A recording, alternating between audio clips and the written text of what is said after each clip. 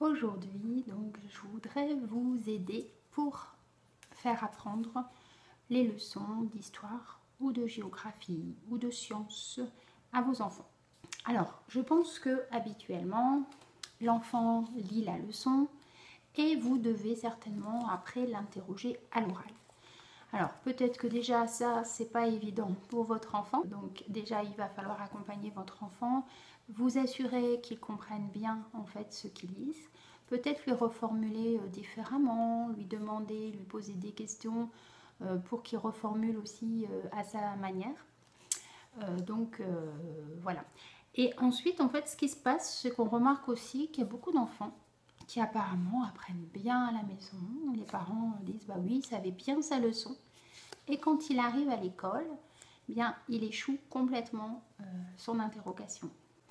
Alors, pourquoi? Bah écoutez, déjà, parce que votre enfant, en fait, ne s'est pas mis en projet d'être interrogé sur cette leçon. Alors, soit il vous a récité la leçon comme ça, peut-être par cœur, vous lui avez peut-être posé quand même des questions, mais comme c'était à l'oral, il y a une différence vraiment importante entre la situation de la maison où c'était à l'oral, et puis bon, voilà, vous aviez compris à peu près ce qu'il voulait dire, donc vous n'avez pas non plus été trop exigeante, ou exigeant si c'est le papa qui fait les devoirs. Et puis donc l'enfant arrive comme ça et seulement à l'école, il doit écrire les réponses.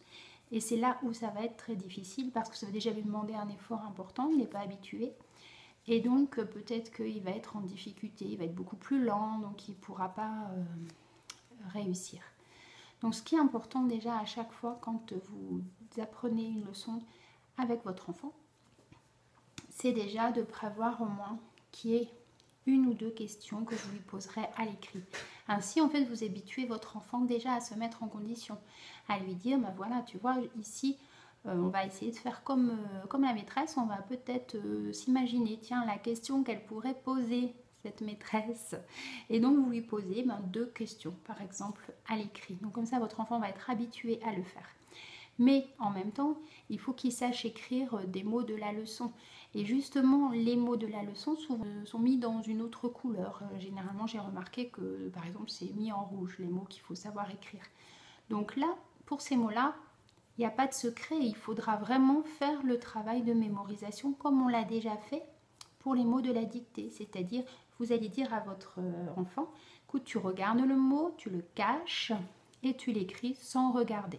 Donc toujours, on peut le mettre également, on peut le rajouter dans la boîte à mots. Au contraire, ça fait encore plus de mots. Il faut de toute façon qu'il sache écrire tous ces mots-là après dans sa scolarité.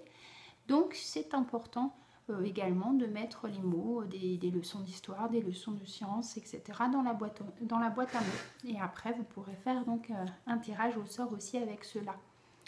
Donc une fois qu'il a mémorisé chacun des mots de la leçon, c'est important aussi qu'il sache en fait formuler une réponse plutôt avec une phrase.